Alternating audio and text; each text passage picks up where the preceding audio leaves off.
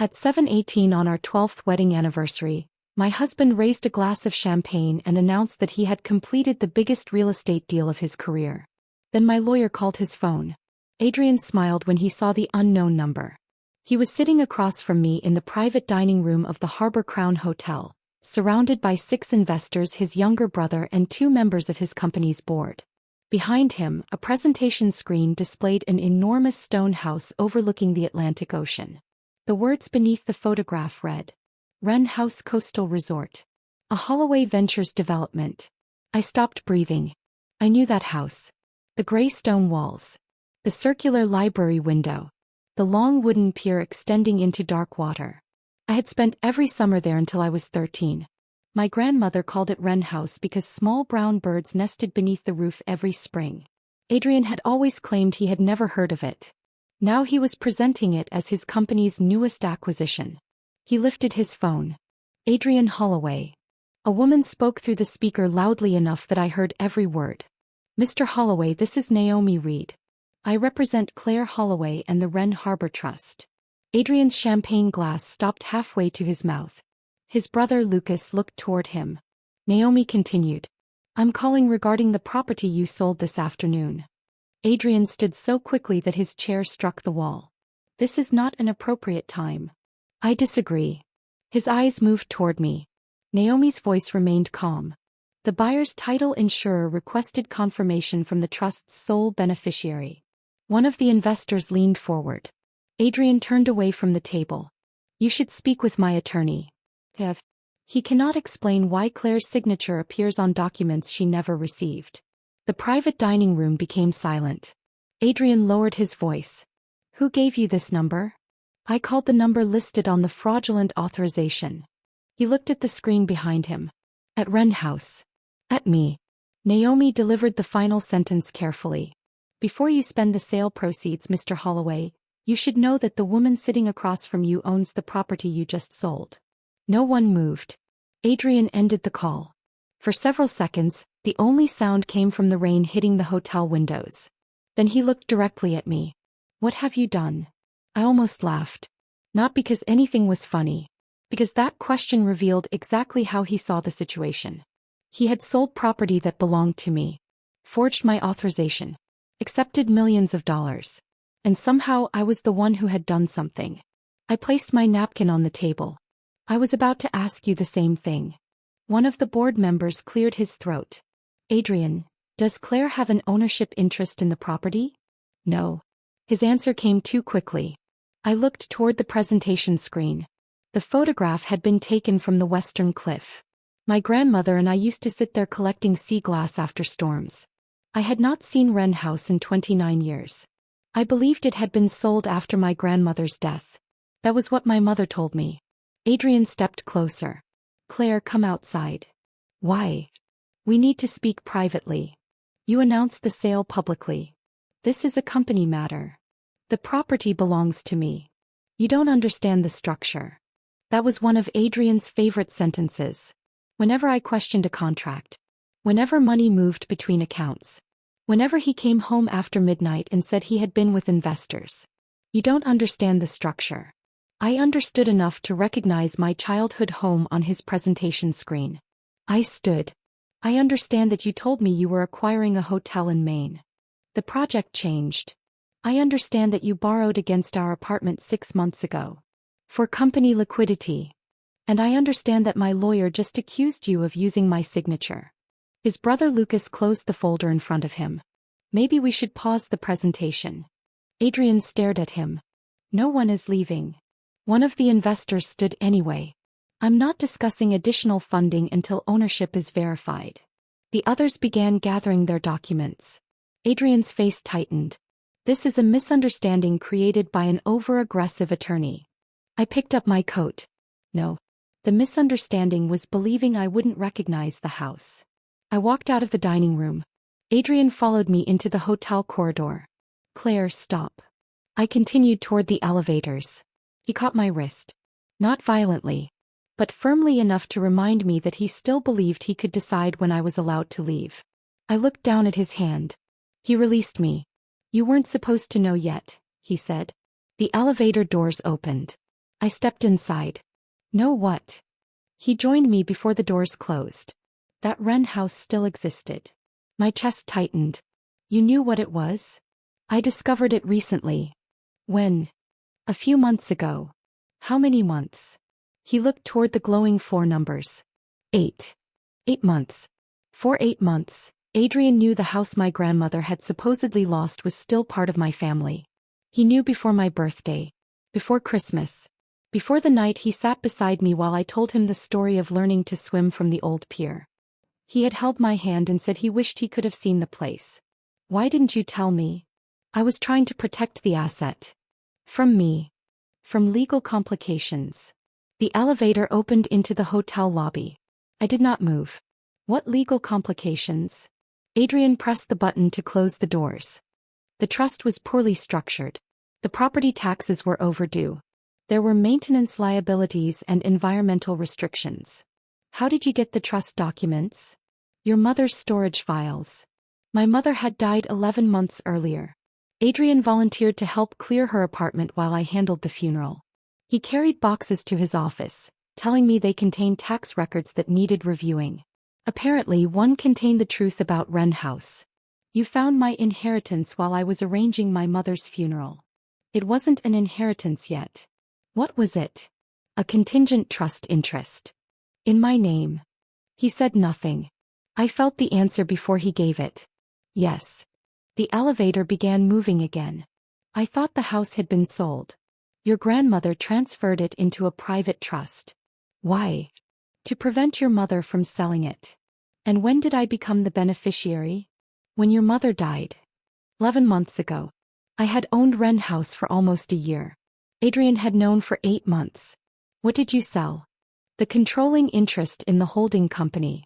How much? He exhaled. $4.8 million. The number sounded distant. What is the property worth? The buyer accepted significant risk. That wasn't my question. He looked away. I stepped closer. How much is Wren House worth? With development approval, perhaps $12 million. He sold a $12 million property for less than 5. And where is the money? In escrow. Whose name is on the account? Holloway Ventures. The elevator opened into the underground parking garage. Adrian walked toward our car. I remained inside. He turned. Claire, I did this for us. You sold my inheritance to your company. I converted an unusable property into cash. You never asked me. You would have become emotional.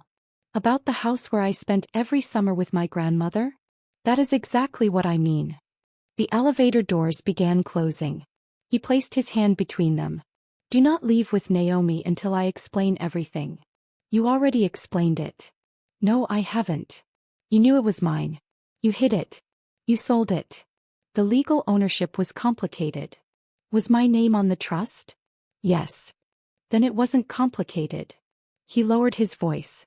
You have no experience managing an estate of that size. I manage restoration projects larger than Wren House. That isn't the same. Because this one belonged to me?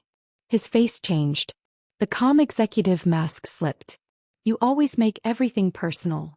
My inheritance is personal. The property would have destroyed us financially. You mean it wouldn't have saved your company? Silence.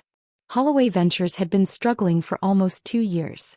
Adrian blamed interest rates, construction delays, and nervous investors. He told me the company was stable.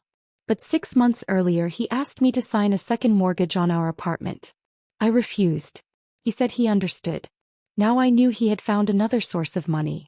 My grandmother's house. I stepped back. Naomi is waiting for me. Claire, you cannot trust a lawyer who turns private matters into a spectacle. She called the number you put on a forged document. His eyes narrowed. Nothing was forged. Then show me the authorization. He did not answer. The elevator doors closed between us. Naomi was waiting in the hotel cafe. She wore a charcoal suit and had ordered tea she had not touched.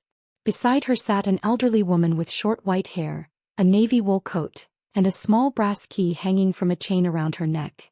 The woman stood when she saw me. Claire Mercer. I had not used my maiden name in 12 years. Yes. Her eyes filled. I'm Agnes Bell. I looked after Wren House with your grandmother. I remembered her. Not clearly. A woman carrying towels down to the beach. Someone humming in the kitchen. Hands smelling of rosemary and soap. Agnes. She smiled. You used to hide sea glass in the flower jars. For one moment I was 8 years old again. Then I looked at Naomi. How long have you known? Since your mother died. My stomach dropped. You knew for 11 months? Your mother instructed the trust not to contact you immediately. Why? Agnes lowered her eyes. Naomi opened a blue folder. Because she believed Adrian was monitoring her communications. I sat down. What? Your mother contacted me 14 months ago, Naomi said. She said Adrian had begun asking questions about family property and old trusts. He said he discovered the files after she died. He discovered some of them before. Naomi placed a letter in front of me. My mother's handwriting covered the page. Claire, I should have told you years ago that Wren House was never sold.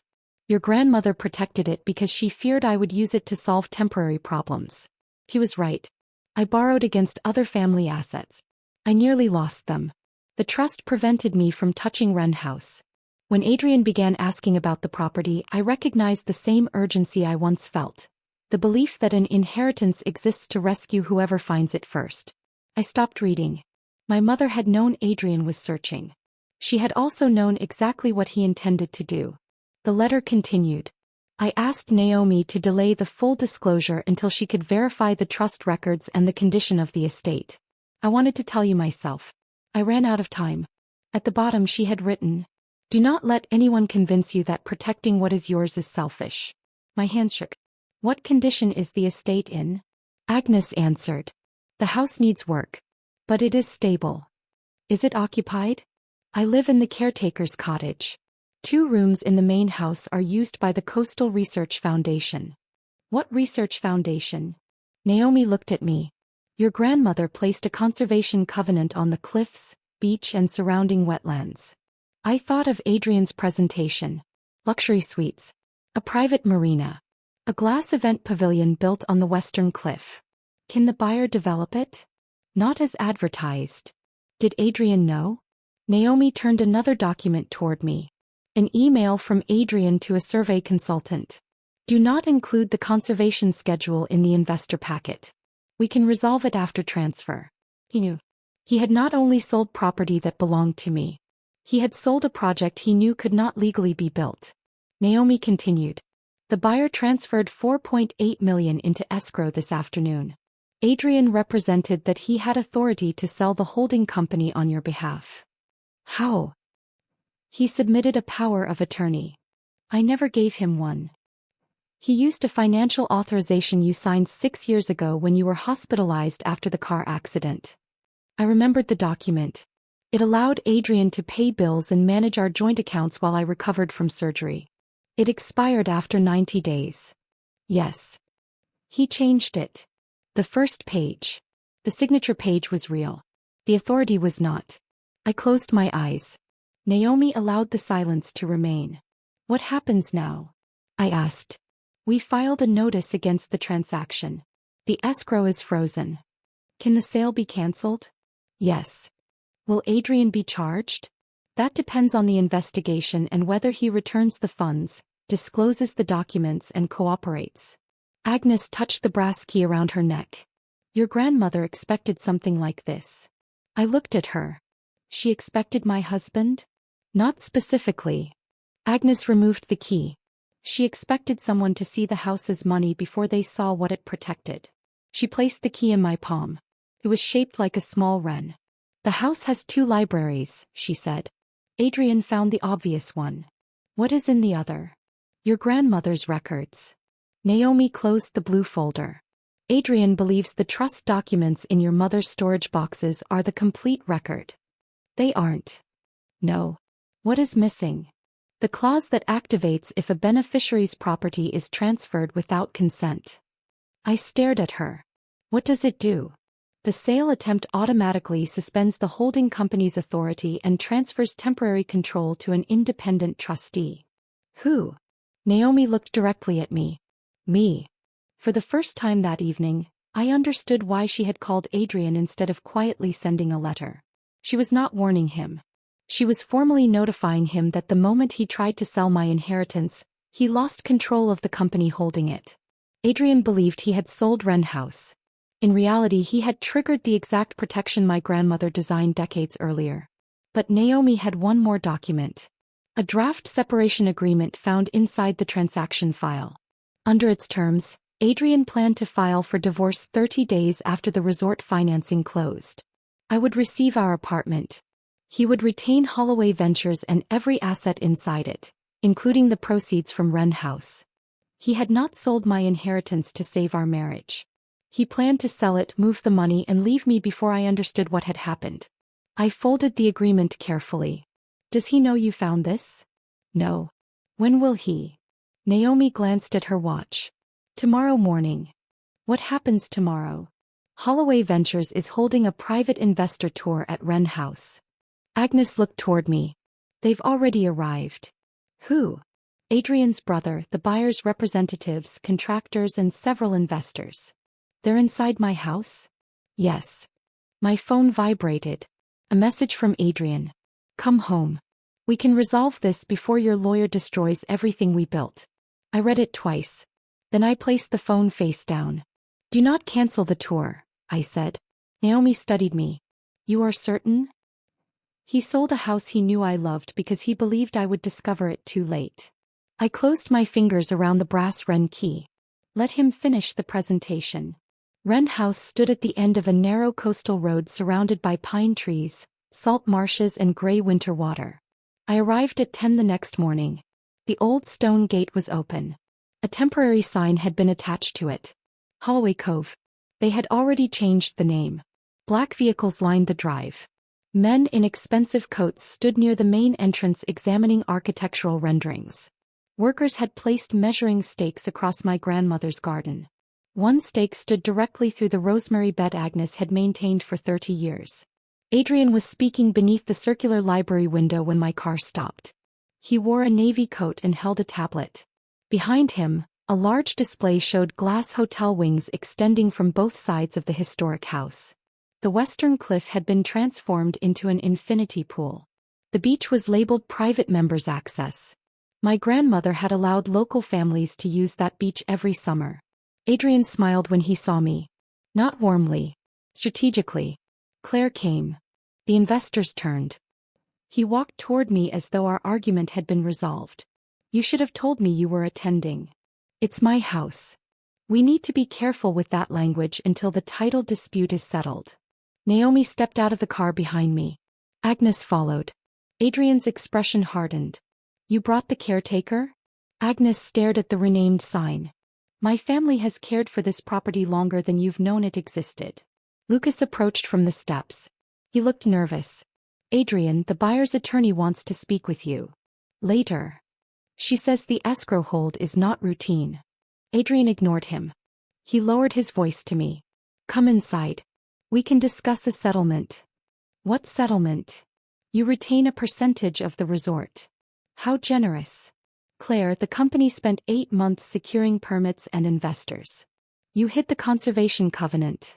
His eyes flickered toward Naomi. You do not understand how development approvals work. The project cannot legally be built. Restrictions can be modified. By whom? The trust. Naomi controls the trust now. Adrian looked at her. Only then did I see fear replace irritation. Naomi handed him a formal notice. Under Section 14 of the Wren Harbor Trust, your attempted unauthorized transfer suspended the holding company's management authority at 3:42 yesterday afternoon. Adrian read the first page. This is absurd. It is registered with the state. You cannot activate a clause without giving me time to respond. You had no legal role requiring notice. I managed the asset for 8 months. Without the beneficiary's knowledge. He turned toward me. You knew about this clause? Not until last night. So Naomi is using you. The instinct was immediate. When he could no longer control the facts, he questioned my ability to understand them. I looked toward the investors. Would you like to continue your presentation? Claire. You sold them a private resort. Show them where it will go. The buyer's representative, a woman named Evelyn Shaw, stepped forward. She was in her 50s with silver-streaked hair and a red leather folder. Mr. Holloway told us the conservation covenant covered only the marshland. Agnes laughed without humor. It covers 31 acres, the entire beach, the cliffs, the orchard, and the house exterior. Evelyn turned toward Adrian. Is that correct? The covenant contains a modification procedure. Naomi answered. It requires approval from the beneficiary, Independent Trustee, Coastal Commission, and Research Foundation. Have any approved it? No. Adrian spoke over her. We anticipated approval after closing. Evelyn opened her folder. Our purchase agreement states approvals were already obtained. Adrian looked at Lucas. Lucas lowered his eyes. Adrian had expected his brother to support him. Instead, Lucas walked toward Naomi. I need to show you something. Adrian's voice sharpened. Lucas. His brother stopped. You said Claire signed. She did. No, Lucas said. You showed me only the final page. A silence spread through the group. Lucas removed a flash drive from his pocket. I found the original authorization in the company archive this morning. It expired 6 years ago. Adrian stared at him.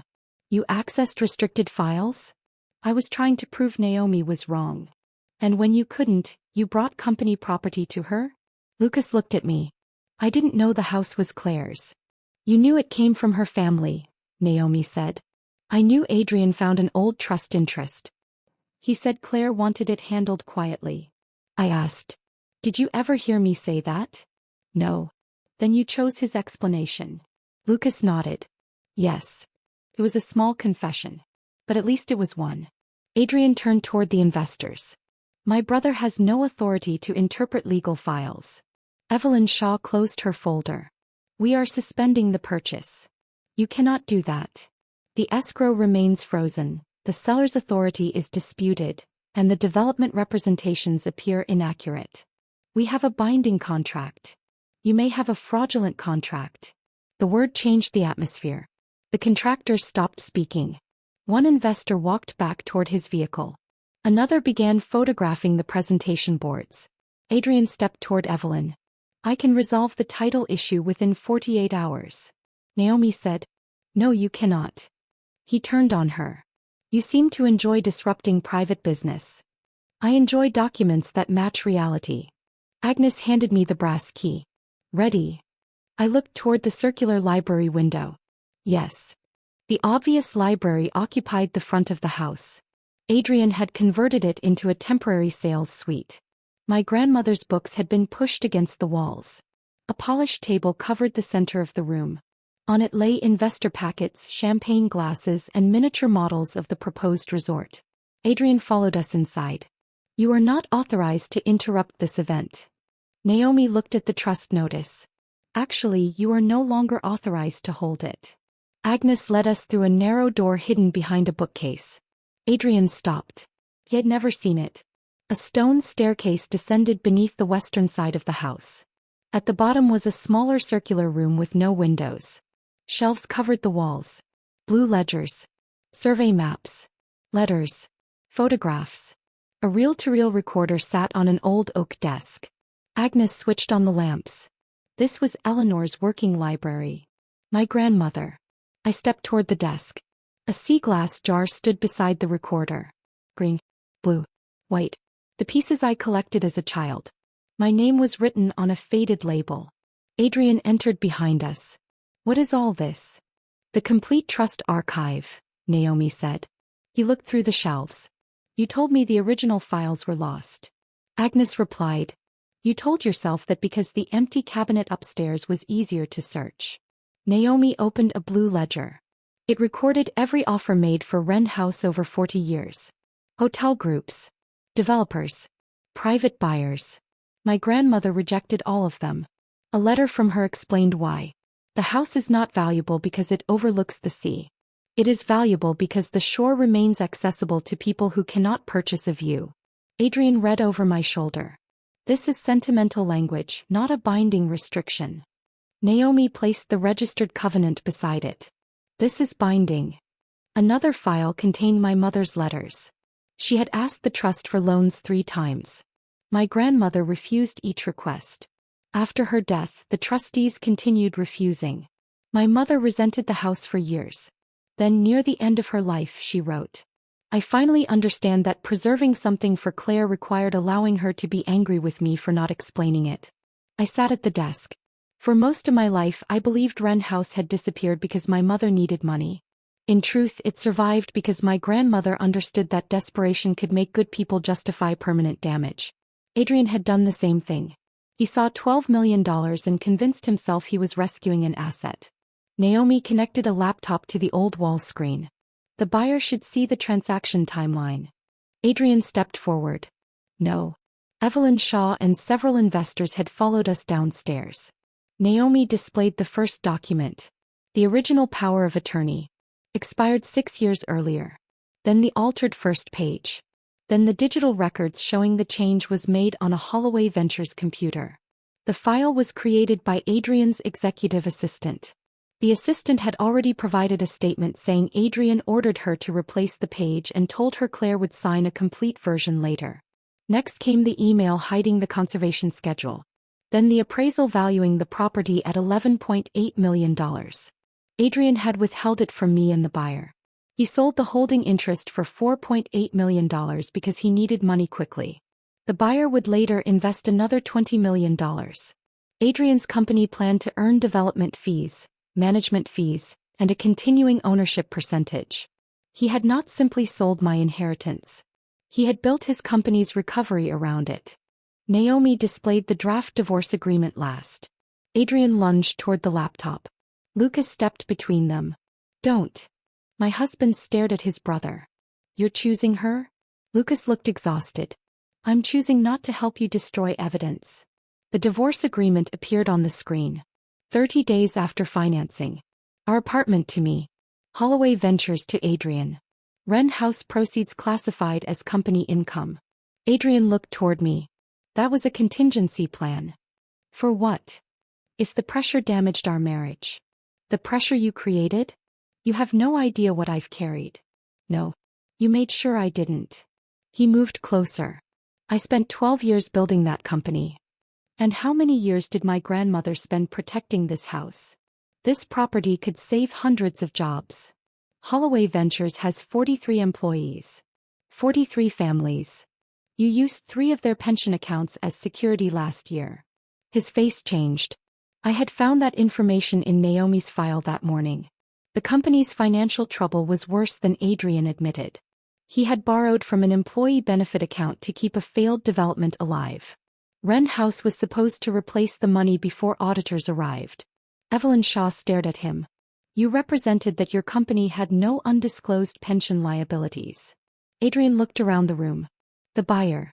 The investors. His brother. No, me. Every person he believed he could manage now held a different piece of the truth. He lowered his voice. "Claire, tell them we will resolve this privately." I looked at the sea glass jar. At the blue pieces my grandmother had kept for almost 3 decades. "You sold my inheritance privately. Because I knew you would refuse." "Yes. And your refusal would have destroyed everything I built." "No. Your decisions did that." He reached for my hand. I moved it away. "Do you love me?" he asked. The question was so unexpected that the room became still. "I did." "Then do not let Naomi turn this into a criminal case." Naomi said nothing. He did not need to. Adrian was not asking whether I believed him. He was asking whether my love could still be used as protection from consequences. "You planned to divorce me," I said. I was angry. "You drafted the agreement 4 months ago." "I didn't sign it."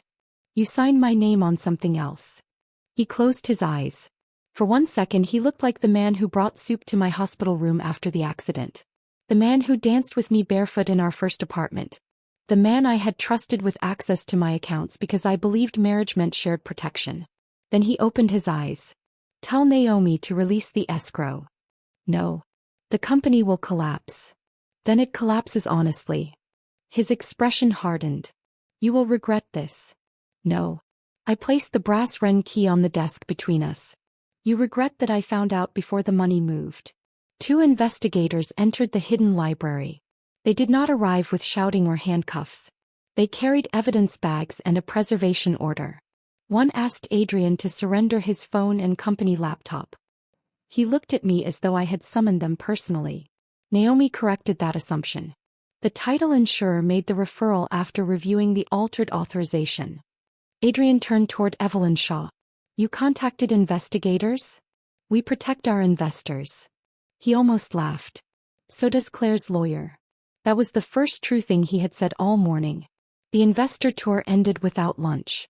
The champagne remained unopened. The presentation boards were removed. The temporary sign at the gate came down. Before leaving, Evelyn Shaw asked whether I planned to sell Wren House properly. I looked through the library doorway toward the gray sea. No. She nodded. I thought so. By sunset, Holloway Ventures announced that Adrian had taken temporary leave. By Monday, the board suspended him. By Wednesday, the employee benefit account was frozen for review. And by Friday, Adrian filed for divorce using a different agreement from the one he had prepared. This one no longer included my inheritance. Because after 12 years of marriage, one thing had finally become impossible for him to misunderstand. Wren House was never his to sell. The legal process lasted 14 months. The sale was formally cancelled. Every dollar remained in escrow until the buyer received a refund. Holloway Ventures returned the deposit it had already withdrawn for transaction expenses. Some of that money had been spent. Adrian sold his city investment apartment and 2 vehicles to repay it. The company survived, but only after restructuring under new leadership. 3 projects were sold. Executive bonuses were cancelled. The pension money was restored. Most employees kept their jobs. 4 months, Adrian's supporters said I had nearly destroyed 43 families over an old house. The financial audit proved the company had been approaching collapse long before I learned about Wren House. My inheritance had not created the crisis. It had simply been the final asset Adrian attempted to sacrifice in order to hide it. His executive assistant cooperated with investigators. Lucas provided the original files. Adrian admitted altering the authorization but claimed he believed marriage gave him implied consent. It did not.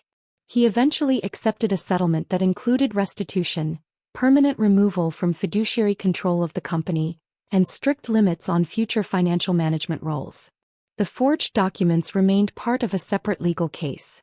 He never apologized in public. Privately, he wrote 11 letters. The first blamed Naomi. The second blamed his board. The third blamed the economy. The fourth blamed my mother for hiding the trust.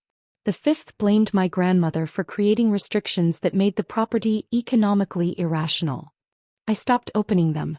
6 months later, Lucas delivered the final letter personally. This one is different, he said. I almost refused it. Then I read one paragraph. I knew you would never agree to the resort. I told myself that meant you did not understand what the property could become. The truth is that I understood exactly what it meant to you, and I decided my need was more important. That was the closest Adrian came to honesty. I kept the paragraph. Not because I forgave him. Because it named the real betrayal. He had not misunderstood me. He had understood and proceeded anyway. The divorce was finalized 9 months after the investor tour. I kept my restoration firm, my retirement accounts, and the share of our apartment I had paid for. Adrian kept what remained of his personal interest in Holloway Ventures. Wren House was excluded completely. It had never been marital property. For the first 3 months after the divorce, I avoided visiting it. Naomi handled the trust. Agnes supervised maintenance. I told myself I was busy. The truth was that returning felt complicated. The house belonged to my grandmother's memory, my mother's regret, my husband's betrayal. And the child I had been before adults began explaining why certain losses were necessary. Then Agnes called one evening. The roof over the West Library is leaking. Call the contractor. He wants the beneficiary present before opening the wall. You can approve it. I can. She paused. But your grandmother didn't preserve this place so you could manage it from another city. I drove there the next morning. The leak had damaged a narrow section of plaster near the circular window. When workers opened the wall, they found a sealed wooden box. Inside were postcards I had sent my grandmother from summer camp. Drawings of the house. A photograph of me standing on the pier with missing front teeth. and a letter she had written but never mailed. Dear Claire, one day people may tell you that keeping Wren House is impractical. They will be correct. Preservation is often impractical. So is loyalty. So is telling the truth when a lie would be easier. Some things deserve to survive even when they cannot justify themselves through profit. I sat on the library floor and cried. Not dramatically. Quietly. For my grandmother. For my mother who understood too late. For the marriage I believed I had. And for the years I spent thinking Wren House had vanished because no one considered my memories important enough to protect. After that, I stopped treating the property like evidence. I began treating it like a responsibility. The main house needed repairs. Stonework. Roof drainage. Electrical updates. But Adrian had exaggerated the liabilities. The trust held enough reserves for essential restoration.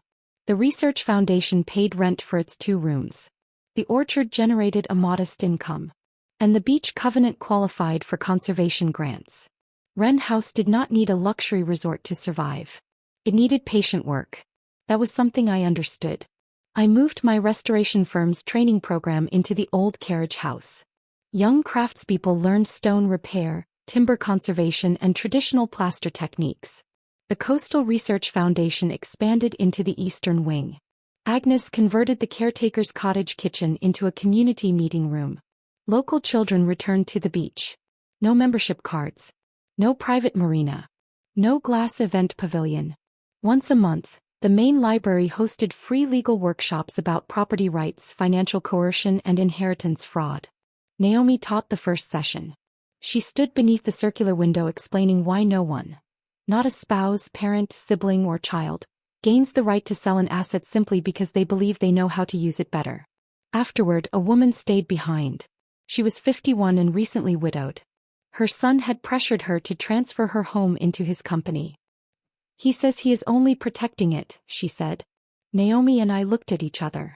I had heard that sentence before. We helped her find independent counsel. 3 weeks later, she canceled the transfer. That was when I named the legal program the Wren Project. Not after my grandmother. After the tiny birds that returned to the roof every spring. They were small. Easy to overlook. But they built nests inside stone walls and returned to them year after year. 2 years after Adrian tried to sell Wren House, we held the official reopening. No investors. No luxury developers. The guest list included apprentices, researchers, local families, conservation volunteers, and women who had received help through the legal workshops. Agnes stood beside the gate wearing the brass Wren key. Naomi arrived carrying the original blue folder. Lucas came too. I had not invited him, but Agnes had. He stopped near the entrance. I can leave.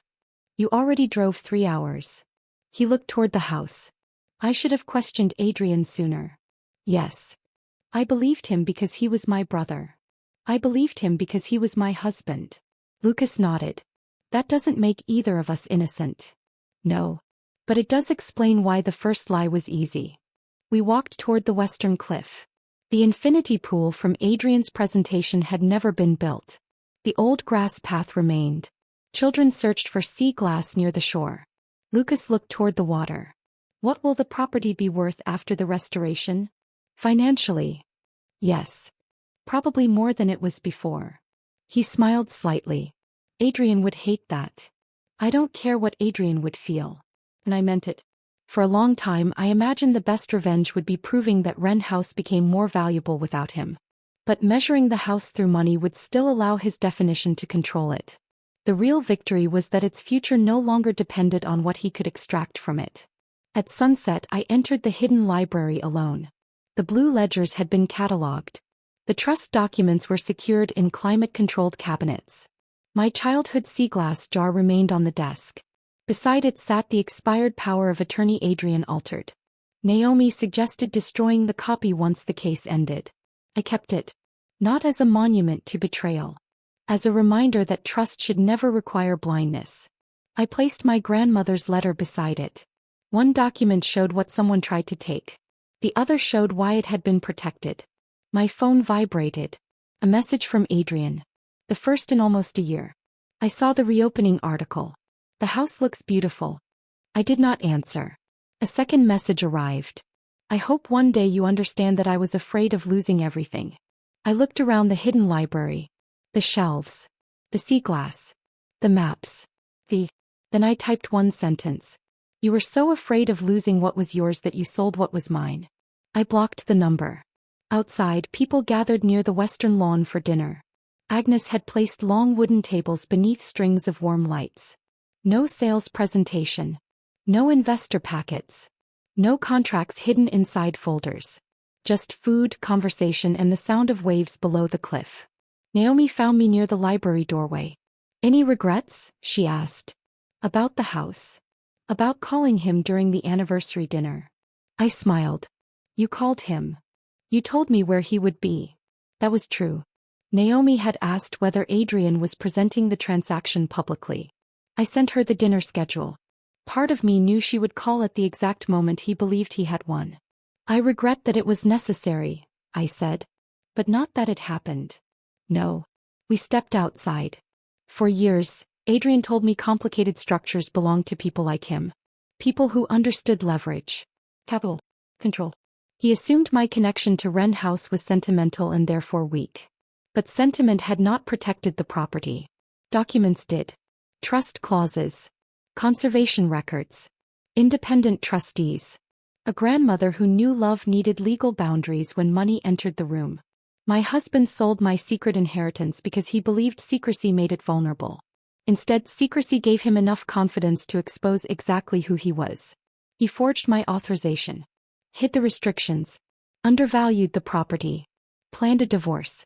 And built a resort presentation around a house he had never entered honestly. Then my lawyer called him. Not to threaten. Not to negotiate. To tell him the sale had triggered a clause written decades earlier. The moment he tried to take control, he lost it. In the end, Adrian did not lose Wren House because I outsmarted him. He never owned it. He lost the version of his life built on the assumption that my silence was consent. I inherited a coastal estate. But the real inheritance was not the stone house, the beach, or the millions it was worth. It was a warning passed through 3 generations of women. Temporary fear can make permanent damage look reasonable. Do not sign because someone is panicking. Do not surrender because someone calls your boundaries selfish. And never confuse another person's urgency with their right to decide what happens to what is yours. Tell me in the comments where you're watching from. What would you have done if your husband secretly sold your inheritance? Would you confront him immediately, or let your lawyer make the call after the money was already frozen? Subscribe to Her Final Move for more fictional stories about marriage, betrayal, hidden inheritance, intelligent revenge, and women who protect the truth before someone else can sell it.